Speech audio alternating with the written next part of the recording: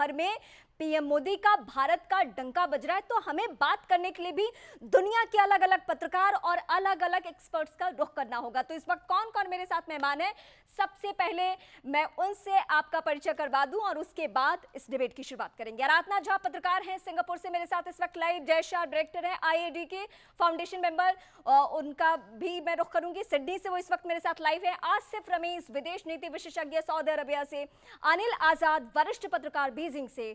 मैं सबका एक एक करके रुख करूंगी, लेकिन सबसे पहले आप सभी का बहुत स्वागत है। अब चूंकि मैं डिबेट की शुरुआत में ही कह रही हूं कि भारत का दुनिया में डंका बज रहा है और आप लोग अलग अलग जगहों पे हैं, बेहतर तरीके से हमारे दर्शकों को बता पाएंगे कि ये जो 2 दिवसीय G20 समिट था उससे भारत को क्या क्या हासिल हुआ। हमने अपने लिहाज से और जो बड़ी बातें वो दर्शकों को बताई, लेकिन आराधना झा, मैं सबसे पहले पत्रकार होने के नाते आपसे समझना चाहती हूं कि आप इसको किस तरीके से देख रही हैं। जैसे सबसे पहले कहा गया कि सॉफ्ट डिप्लोमेसी की बात की गई, तो जो सिंगापुर के प्रधानमंत्री हैं, मैं उसके परिप्रेक्ष्य में अपनी बात शुरुआत करूंगी वहां से कि जो सिंगापुर के प्रधानमंत्री हैं श्री ली सियान लूंग, उन्होंने G20 से संबंधित अपने फेसबुक पोस्ट की जो शुरुआत की वो भारतीय अभिवादन नमस्ते से की है। तो ये आप देखिए कि आप चाहे वेशभूषा देखें या पोस्ट देखें, भाषा देखें, वो एक अपने आप में भारतीय संस्कृति की एक पहचान है, उसको और पुख्ता कर रहा है। इसके अलावा उन्होंने कहा कि मतलब जिस तरह से प्रधानमंत्री श्री नरेंद्र मोदी जी के आमंत्रण पर उन्हें भारत आने का अवसर मिला, इस पर उन्हें प्रसन्नता जाहिर की और one earth one family one future की जो थीम है उसके तहत उन्होंने समेकित और स्थायी विकास की भी चर्चा की। साथ ही आशा व्यक्त किया कि सभी देशों के पारस्परिक सहयोग से जलवायु परिवर्तन से संबंधित कोई समेकित पहल संभव हो पाएगी, जिससे कि हम सस्टेनेबल अर्थ की जो अवधारणा उसको मूर्त रूप दिया जा सकेगा। उसके साथ ही उन्होंने जो ब्रिटेन के प्रधानमंत्री श्री ऋषि सुनक जी के साथ उनकी जो द्विपक्षीय वार्ता हुई है और जो आपसी समझौता जो हस्ताक्षर हुए हैं उसकी भी उन्होंने चर्चा की, और इसकी सिंगापुर के मीडिया में खासी चर्चा है। और सिंगापुर में जो भारतीय उच्चायोग है उसके द्वारा भी G20 सम्मेलन, अब जो G21 बन चुका है, शुभ अंक बन चुका है, उसके बारे में लगातार समय समय पर बहुत सारी सूचनाएं साझा की जा रही हैं। और यहाँ से जो प्रतिनिधिमंडल सिंगापुर से गया है भारत G20 के सम्मेलन में शामिल होने के लिए, उनकी ओर से जो एक उत्साहवर्धक और प्रशंसनीय प्रतिक्रियाएं जो हैं वो प्राप्त हो रही हैं, जिसमें उन्होंने बहुत सारे बताया। सवाल है आराधना, मैं एक एक करके आपका रुख करूंगी क्योंकि अभी उन बड़ी बातों पे भी हम आएंगे जिसको लेकर हम ये कह भी रहे हैं कि अगर भारत को दुनिया के सामने तीसरी अर्थव्यवस्था के तौर पे खुद को स्थापित करना है तो उसके लिए उसने कौन सी तैयारी की है। मैं कॉरिडोर पे भी बात करूंगी, लेकिन आसिफ रमीज विदेश नीति विशेषज्ञ सऊदी अरब से इस वक्त मेरे साथ जुड़े। आसिफ, जब ये कॉरिडोर को लेकर चर्चा हुई और जब हुआ कि ये डील फाइनल हो गया है तो एक पॉइंट सबके सामने आया, वो ये कि सऊदी अरब और अमेरिका को एक साथ लाना, एक जगह पे लाना, जिसका व्यापार अभी तक चीन के साथ रहा था, ये कैसे संभव हो गया। चूंकि आप विदेश नीति विशेषज्ञ हैं तो आप बेहतर तरीके से बता पाएंगे कि ये सब कुछ हुआ कैसे। देखें, सबसे पहली बात तो बताऊं कि ये तमाम जो ऐतिहासिक और हिस्टोरिक चीज़ जो इंडिया के भारत की धरती पे देखने को मिल रहा है वो बहुत ही अद्भुत है और बहुत ही ज़्यादा इस पे मेहनत की गई। और ये जो आप इस कॉरिडोर की बात कर रही हैं, जो बहुत ही एक पॉजिटिव साइन है, that is connecting the entire world, at least India, middle east and European countries. अब इसमें आपने कहा कि किन किन कंट्रीज को जोड़ना, और जैसे आप कह रहे हैं इंडिया है, सऊदी है, यूएई है, अमेरिका है। मैं आपको बताऊं होता क्या है, जो नेशनल इंटरेस्ट होता है वो किसी भी मुल्क के लिए सबसे बड़ी चीज होती है। और यहाँ पे देखें कि जैसे आप इंडिया की बात करें तो ये कहना कि इंडिया ज्यादा झुका हुआ रशिया की तरफ है या अमेरिका की तरफ है, तो ये एक सवाल अजीब सा होगा। उसी तरीके से ये कहना कि अमेरिका का झुकाव या फिर सऊदी का या यूएई का झुकाव की तरफ, ऐसा कुछ नहीं होता। सबका झुकाव जो है वो सबसे पहले प्रोग्रेस की तरफ, नेशनल इंटरेस्ट की तरफ होता है। और एक जो यहाँ पे विजन 2030 है, जो एक शानदार विजन है इस मुल्क का, जिसकी सारी दुनिया तारीफ कर रही है, और यहाँ की जो विजनरी लीडरशिप है उसको हम लोग हमेशा सल्यूट करते हैं कि कितनी आइडियल चीजों को लेके यहाँ की लीडरशिप पूरी दुनिया के सामने आ रही है और एक नई मिसालें कायम कर रही है। वैसे में देखें, जब इस तरीके का कोई कॉरिडोर आता है या जो कोई अच्छा, इससे प्रपोजल्स ही जुड़ा आते हैं हुआ मैं एक जिसमें सवाल आप और आपसे यूनाइट समझना करने। चाहती हूँ। G20 जैसे ही समाप्त हुआ उसके ठीक बाद रूस की तरफ से, उनके विदेश मंत्रालय की तरफ से एक स्टेटमेंट सामने आया जो बहुत स्ट्रांग स्टेटमेंट था। उन्होंने कहा कि भारत में जो G20 सम्मेलन हुआ है उससे पश्चिमी देशों का वर्चस्व खत्म हुआ है। इसको किस तरीके से आप देखते हैं? देखिए, ये तमाम जो एक पॉलिटिकल स्टेटमेंट्स होते हम्म। हैं और वर्चस्व खत्म होना, देखें, किसी का वर्चस्व खत्म हुआ या नहीं हुआ ये एक हम्म। दूसरी बात है। भारत का वर्चस्व पूरी दुनिया में बहुत ऊंचा हुआ, भारत का सर बहुत ऊंचा हुआ। जो हम्म। तिरंगा है ये बहुत ऊंची इसकी उड़ान हुई है और इसमें भारत ने यह साबित किया है कि चाहे वो यूरोपियन मुल्क हो, चाहे वो अमेरिका हो, चाहे मिडिल ईस्ट हो, मुस्लिम कंट्रीज हो, यहाँ तक कि आप यूरोप और China, hmm. I mean Russia और चाइना की भी बात करें, तो हम्म। इन लोगों को भी भारत की इस नीति को और डिप्लोमेसी जो हमारी डिप्लोमेटिक जीत हुई है, इस पे सराहना करनी पड़ेगी। तो मेरे लिए ये बहुत अहम है कि भारत ने इतनी ज्यादा कामयाबी हासिल की और जो हमने इस चीज को कर दिखाया है। हम्म। और आप देखें कि किस तरीके से वो तमाम कंट्रीज भी आके शामिल हुए हैं, जिसमें आप ओमान की बात करें, इजिप्ट, अफ्रीका, अफ्रीकन यूनियन का इसमें शामिल हो जाना, वो भी इंडिया की कोशिशों की वजह से। इस तरह के स्टेटमेंट्स देखें आना लाजमी हम्म। होता है, लेकिन मेरी जो सबसे बड़ी चीज ये है कि जो हमने सोचा था उसको करके दिखाया और उससे बेहतर करके दिखाया। सारी दुनिया इसकी तारीफ कर रही है और आने वाले दिनों में जो हम ये ग्लोबल, ये जो हम ये कहते हैं ना कि ग्लोबल साउथ की जो बात चल रही थी कि उसमें एक होड़ लगी हुई थी, आज जो अफ्रीकन कंट्रीज, डेवलपिंग कंट्रीज और वो तमाम कंट्रीज जो पुअर कंट्रीज भी कह सकते हैं, हमारा जो G20 का टारगेट होता है वो इकोनॉमिक एक तरीके से प्रॉस्पेरिटी कैसे बनती है, उसमें देखें कि अगर इन तमाम कंट्रीज का भी शामिल हो जाना और हम्म। साथ में ऐसे कॉरिडोर का सामने आना जो हम्म। इंडिया को पूरी, आई मीन, यूरोपियन कंट्रीज से जोड़ सकता है, चाहे आप रेलवेज की बात करें, चाहे आप shipping, I mean, sea route की बात करें, लैंड रूट की बात करें, कुछ चैलेंजेस इसमें है, हम्म। लेकिन ये आइडिया इतना, कॉन्सेप्ट इतना शानदार है कि ये हम्म। आप समझिए कि आने वाले दिनों में अगर ये तमाम चीजें चैलेंजेस मीट करते हुए अगर कामयाबी पूरी हम्म। तरह से मिल जाती है, जो कि ठीक है, मैं आपका इंक्लूसिव रुख ग्रोथ करूंगी। है, अनिल इंक्लूसिव आजाद, इसलिए वरिष्ठ कि लोग पत्रकार इसको। बीजिंग से इस वक्त मेरे साथ लाइव है। अनिल आजाद, हम ये कह भी रहे थे बीते 2 दिनों से कि G20 का जब समापन होगा तो दुनिया का नजरिया बदलेगा। मैं रूस के ही स्टेटमेंट को इस वक्त कोट करना चाहती हूं जो विदेश मंत्रालय की तरफ से आया। एक एक करके वो सारे स्टेटमेंट अपने आप में महत्वपूर्ण है और वाकई नजरिया बदला है। हालांकि सब अपना अपना फायदा देख रहे हैं। रूस तो हमारा पुराना दोस्त रहा है तो उसके बारे में मैं बहुत कुछ ज्यादा खुलकर उस तरीके से नहीं बोलूंगी, लेकिन पश्चिमी देशों को बार बार रूस का टारगेट करना और ये दोहराना कि अब भारत, इनडायरेक्टली ही सही, लेकिन ये कहना कि अब उस पोजीशन पे भारत है जहां कभी पश्चिमी देशों का दबदबा हुआ करता था।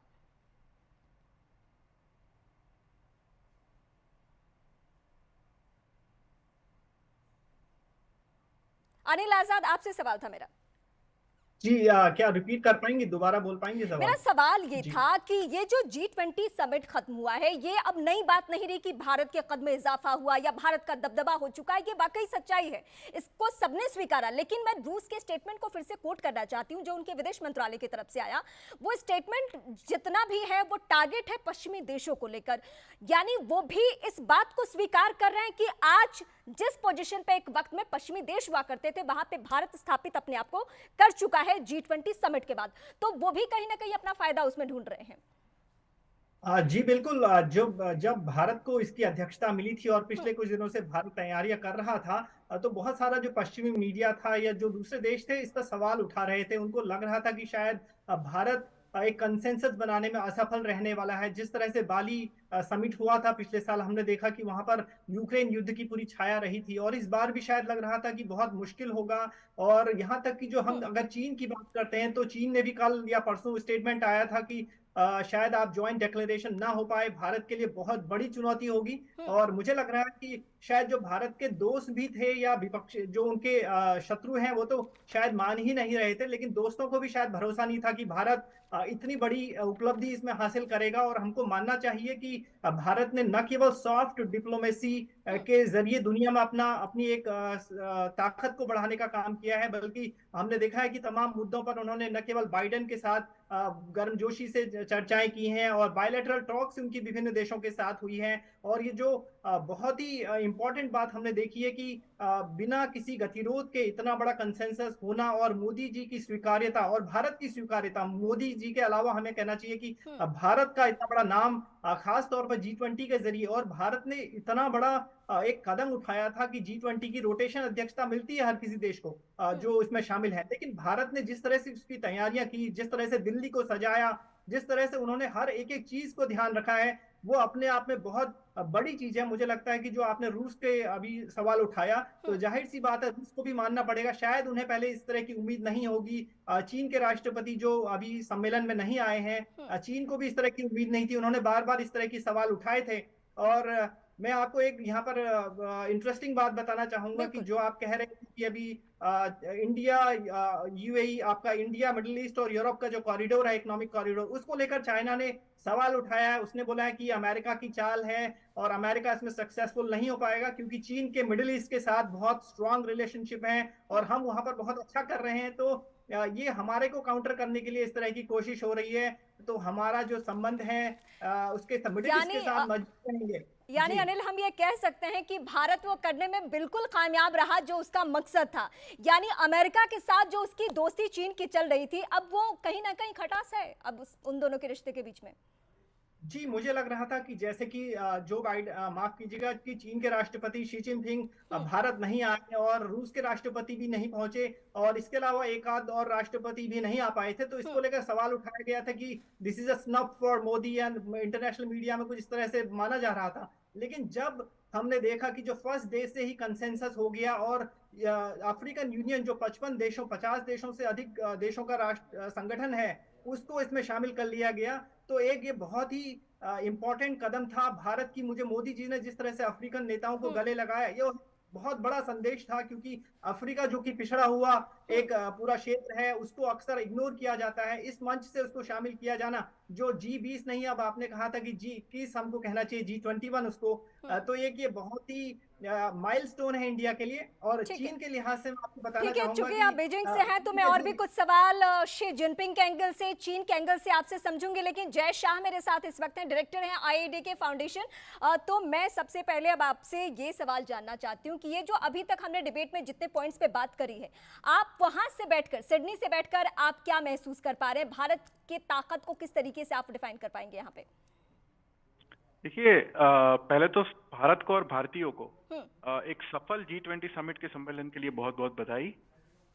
One earth, one family, one future की जो थीम को लेके भारत ने पूरा इसका इम्प्लीमेंटेशन किया, वो 100% सक्सेस रहा है।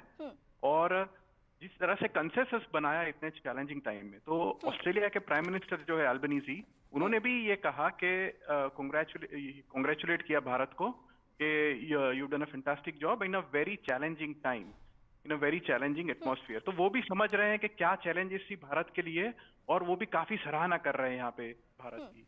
दूसरा, ऑस्ट्रेलिया के जो फॉरेन पॉलिसी गोल्स शायद थे, यहाँ के जो असिस्टेंट फॉरेन मिनिस्टर है टिम वॉट्स, वो कई बार उन्होंने भी अफ्रीका का दौरा किया था और उन्होंने भी कहा था कि African country should get a voice. तो आज जब अफ्रीकन यूनियन का जो इंक्लूजन हुआ है G20 में, उससे ऑस्ट्रेलिया भी काफी खुश हुआ है, क्योंकि उनके जो फॉरेन पॉलिसी इनिशिएटिव्स थे उसको भी थोड़ा सा बढ़ावा मिला है। एंड दूसरा लास्ट पॉइंट के काफी जो चैलेंजेस ऑस्ट्रेलिया में थी, जैसे साइबर सिक्योरिटी को ले लो या क्रिप्टो करेंसी के रेगुलेशन को ले लो, उसका जो यूज हो रहा था, उस पर भी जो G20 ने जो कमिटमेंट्स जो हुए हैं और जो अग्रीमेंट्स हुए हैं, वो भी काफी ऑस्ट्रेलिया के फायदे में। तो ऑस्ट्रेलिया काफी खुश है, काफी मेरे हिसाब से इम्प्रेस्ड है इस बार। हर देश से बेहतर रिश्ता बनाया है पीएम मोदी ने, और आज जब राजघाट से हम तस्वीरें देख भी रहे थे तो उस वक्त एहसास हो रहा था कि भारत क्या है और भारत के जो महापुरुष हैं उसको लेकर क्या दुनिया के मन में छवि है। और खासकर अगर हम गांधी की बात करें तो वो तस्वीरों ने बहुत कुछ बता दिया। कभी हम अलग से भी इस पर बात करेंगे, लेकिन आसिफ रमीज, मुझे चूंकि विदेश नीति विशेषज्ञ हैं तो मुझे आपसे इस पहलू को समझना है। 2014 जब पीएम मोदी ने शपथ ली भारत के प्रधानमंत्री के तौर पर, उसके बाद से हमने ये देखा कि जो भी सियासी जानकार है वो ये कहते हैं कि एक तरफ भारत को संभालना, वहां के पब्लिक के बारे में सोचना और सबसे पहले विदेश नीति पर फोकस करना, ये पीएम मोदी के लिए सबसे प्रमुखता में रहा। और साथ साथ विपक्षी खेमा जो था उसने भी विदेश की ही धरती को चुना कि कहीं ना कहीं सवाल उठाए जा सके। लेकिन आज जब ये G20 समिट हुआ है, जब ये समापन हो चुका है, तो दुनिया के निगाहों में जो पीएम की छवि है, जो भारत की छवि है, वो किस तरीके से, वो बताइए। देखें, सवाल आपका बहुत बढ़िया है। वैसे मैं आपको बताऊं कि भारत, इंडिया, इसकी इतनी पुरानी तारीख है और हमेशा से इसका सर ऊंचा ही रहा है पूरे दुनिया के सामने, और एक ज़माने से इसके कल्चर को, यहाँ की जो तमाम चीज़ें, इसको अप्रिशिएट की जाती है। लेकिन जो कि आपने कहा कि 2014 के बाद लोगों में ये ज़रूर शंकाएं रहती थी कि पता नहीं विदेश नीति क्या होगी, और ख़ास तौर से उन मुस्लिम कंट्रीज के साथ कैसा रिलेशन हो सकता है, क्या इसमें कामयाबी मिलेगी नहीं मिलेगी, ये तमाम सवाल थे। हकीकत यहाँ पे ये है कि अभी के हालात में जिस तरह से भारत की जो विदेश नीति रही वो इतनी ज्यादा सटीक रही, बल्कि लोगों ने इतना एक्सपेक्ट भी नहीं किया था कि हर चीज को बैलेंस करते हुए, यहाँ तक कि African countries, Muslim countries, middle east में, वेस्ट एशिया में जाए और पूरी दुनिया में आप चले जाए, हर जगह हिंदुस्तान ने बहुत ही ज्यादा स्मार्टली अपने आप को, अपना एक परचम वहां लहराया है और अपनी एक शाख बनाई है। और आज यही इसी चीज का ये बहुत बड़ा नतीजा जो हमने देखा है कि इतनी बड़ी चीज हुई है। आपको मैंने इससे पहले भी बताया था कि आजादी के अमृत महोत्सव को मनाते हुए जहाँ पे हम चांद पे जा रहे हैं, चांद पे झंडा फहरा रहे हैं, सूरज की तरफ अपना कदम बढ़ा रहे हैं, पूरी दुनिया के सितारों को हमने भारत की धरती पे लाके रखा और ऐसे ऐतिहासिक फैसले कर दिए जिसमें आज पूरी दुनिया भारत के आगे एक तरह से ये एक सबक है, लेसन है इसके लिए कि विदेश नीति कैसी होनी चाहिए। आप देखें, अफ्रीकन यूनियन का इसमें शामिल हो जाना या इस कॉरिडोर का यहाँ पे इस G20 में, G20 जो 2023 का है, ये एक बहुत ही मिसाली रहा, एक अलग ही इसका लेवल रहा। तो उसमें जो हमने देखा है, यूएई से आप ओमान से देखें, आप सऊदी अरब से देखें, इजिप्ट से देखें, तमाम पूरे इस रीजन से भी और दुनिया में जो भी लोग ये कहते हैं कि भारत का कहीं ना कहीं ये जो एक नाम हुआ है, इसमें कोई दो राय नहीं। और हम देश की धरती पर मैं आपका रुख करती हूँ। आराधना, मैं आपके पास भी कुछ देर में आऊंगी। अनिल आजाद चूंकि वरिष्ठ पत्रकार हैं, तो मैं एक बार फिर से आपका ही रुख करती हूँ। अनिल, आप चूंकि बीजिंग में हैं, तो इसलिए मुझे इस एंगल से समझना है, पाकिस्तान अब भारत के लिए चुनौती रहा नहीं। पाकिस्तान की जो अपनी परिस्थितियां हैं, जो अपने उसके हालात है, वो उसमें उलझा हुआ है। भारत के दो ही पड़ोसी मुल्क जो दुश्मन के तौर पर थे, उसमें अब पाकिस्तान कोई बड़ी परेशानी नहीं है। चीन के साथ जो रिश्ते भारत के हैं, जो हालात है, और चीन की जो 2-4 स्ट्रैटेजी है, जिसमें उसकी विस्तारवादी नीति है, जिसमें व्यापार के लिहाज से वो चाहता है कि उसका दबदबा हो, उस लिहाज से अभी जो कॉरिडोर का एंगल है, उससे चीन क्या कहीं ना कहीं कमजोर पड़ता हुआ दिख रहा है? देखिए, जाहिर सी बात है, जो बेल्ट एंड रोड इनिशिएटिव था, इसकी बेल्ट एंड रोड योजना थी चीन की, वो चीन के जो प्रेसिडेंट हैं उनकी बहुत ही एम्बिशियस ये योजना थी। इसको लेकर पिछले कई सालों से वो हर कोशिश कर रहे थे, बहुत सारे देशों को इसमें जोड़ा उन्होंने, भारत को भी वो जोड़ना चाहते थे, लेकिन इसमें सफल नहीं हो पाए। भारत ने बार बार इसका विरोध किया, और जैसा कि हम जानते हैं कि सीपैक को लेकर भी उनका प्लान था कि भारत इसमें शामिल हो, लेकिन भारत ने बार बार इग्नोर किया, और इसके बजाय भारत जो है क्वाड में शामिल हो गया था, जिससे चीन खासा नाराज था। लेकिन अभी हम समझ रहे हैं कि जो भारत में दिल्ली में घोषणा हुई है जो नया कॉरिडोर बनाने की, जिसमें दिल्ली से, भारत से आपका मिडिल ईस्ट और यूरोप तक जो कॉरिडोर बन रहा है, उसमें एक और बड़ी इंटरेस्टिंग चीज है कि जो इटली है, G7 का एकमात्र ऐसा सदस्य देश है जो BRI में शामिल था चीन के। खबर है कि शायद उनकी मुलाकात चीन के प्रधानमंत्री से वहां पर हुई है दिल्ली में, और चीन की जो इटली की प्रधानमंत्री हैं, उन्होंने इस बात को लेकर चिंता जाहिर की है, शायद इटली उनका BRI प्रोजेक्ट से बाहर आने वाला है। तो चीन के लिए और बड़ी चिंता की बात है। जिस तरह से हम समझ सकते हैं कि अगर एक पैरेलल एक इस तरह का कॉरिडोर खड़ा हो जाता है दुनिया के सामने, तो जाहिर सी बात है कि चीन पिछले कई वर्षों से इस प्लान में पूरा लगा हुआ था कि ठीक जो है। उसका अपना BRI प्रोजेक्ट है वो आगे बढ़े। तो इसको एक चुनौती है और उसने इस बात को लेकर जोर दिया है कि अमेरिका की ये चाल है, ठीक है, अमेरिका मैं चीन आपके को पास सक्सेसफुल नहीं होने आती देना हूँ चाहता क्योंकि है। वक्त की थोड़ी सी कमी है। तो आराधना झा, मैं आपका रुख करती हूँ। क्या भारत के सामने जो 2-4 चुनौतियां थी, G20 समिट के जरिए भारत ने उन चुनौतियों को पार पा लिया? आराधना। मैं आपसे ये अवश्य कहूंगी कि चुनौतियां अभी पूरी हुई नहीं हैं, अभी चुनौतियां शेष हैं, लेकिन एक ठोस परियोजना तो अवश्य बनी है और भारत ने एक लंबी लकीर जो है दुनिया नहीं, के मेरा सामने। सवाल इस लिहाज से था आराधना, क्योंकि कल 2 दिन से हम देख रहे हैं एक के बाद एक जो राष्ट्रीय अध्यक्षों का स्टेटमेंट आ रहा है भारत को लेकर, भारत के पीएम को लेकर, वो उससे जाहिर हो रहा है कि हाँ, जब रिश्ते बेहतर होंगे व्यापार के लिहाज से और सारे एंगल से, तो जाहिर सी बात है कि उन परेशानियों में थोड़ी सी कमी आ जाएगी। मैं पहले भी दर्शकों के सामने बता चुकी हूँ, चीन एक नई परेशानी है। जी। और जो सिंगापुर की जो नीति है वो जो कि पड़ोसी देश हैं, तो बहुत सारी नीतियां प्रभावित भी होती हैं पड़ोसी देशों की नीतियों से भी। तो मुझे लगता है कि ठोस अपनी एक जो सशक्त पहचान है भारत ने इस G20 सम्मेलन के जरिए तो जरूर अवश्य बनाई है और ये एक संदेश विश्व भर को दिया है कि भारत जो उसकी शुरू से नीति रही है वो लचर नहीं रही है, नरम रही है, लचीली रही है। तो आप अपने साथ विकसित देशों के साथ विकासशील देशों को, यानी कि अपने ऐसे भाई बहनों को भी साथ में जोड़ के आगे बढ़ सकते हैं ठीक है। जो विकास दौड़ में अपेक्षा ठीक है, पीछे मैं रह आती हूँ चुके आपके पास। जय शाह भी मेरे साथ है। जय शाह, जब पीएम आखिर में बोले थे G20 समिट जब समापन हो रहा था, तो उन्होंने कहा कि नवंबर तक तो अभी भारत को अध्यक्षता करनी है, उसके बाद 2024 में ब्राजील के पास जाना है, तो एक वर्चुअल समिट भी हो जाए। क्या पीएम मोदी के मन में कुछ ऐसी भी प्लानिंग है जिसको लेकर नवंबर तक भी कुछ बड़ा हो जाए, कुछ बड़ी बातें हो जाए दुनिया के निगाह में? मोदी जी के मन में क्या है वो तो सिर्फ मोदी जी जानते हैं। हाँ, ये लेकिन बेहतर है। इसकी लेकिन इसका एक परसेप्शन ये बन सकता है कि Modi ji is very particular about following up things, कि अगर कुछ चीजें हुई हैं कॉन्क्रीट तो उस पे क्या क्या फॉलो अप हो रहा है, क्या प्रोग्रेस हो रहा है। इंडिया में भी जो इम्प्लीमेंटेशन इतने भारत में जो होते हैं अलग अलग पॉलिसीज के, तो उसका जी। फॉलो अप लेने का एक वो है आदत। तो आई थिंक वही जो बेस्ट प्रैक्टिसेस हैं, मुझे लग रहा है कि वो G20 में भी इम्प्लीमेंट करेंगे और इसका बेस्ट से बेस्ट जो G20 अध्यक्ष था उसका कैसे वो उपयोग करें, वही उनके मन में होगा, ऐसा मेरा मानना है। ठीक है, बहुत शुक्रिया हमें वक्त देने के लिए। अलग अलग देशों के पत्रकारों के जरिए, एक्सपर्ट्स के जरिए हमने सबकी राय बताई, लेकिन इस वक्त हम आप दर्शकों को यह भी बता दें कि कुछ ही देर में भारत सरकार